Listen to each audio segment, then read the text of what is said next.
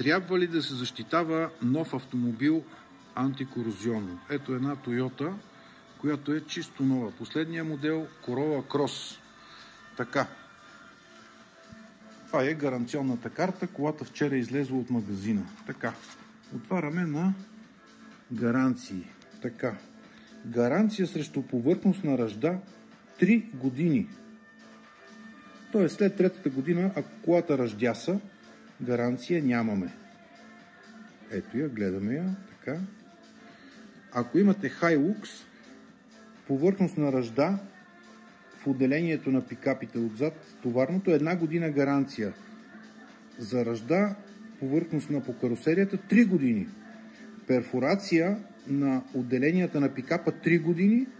Перфорация на купето 6 години.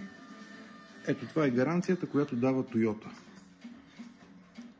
И кажете вие сега, това нормално ли е при тази цена на колата, това да е гаранцията? И дали трябва да се защити или трябва да се остави да ръждяса? Хубав ден!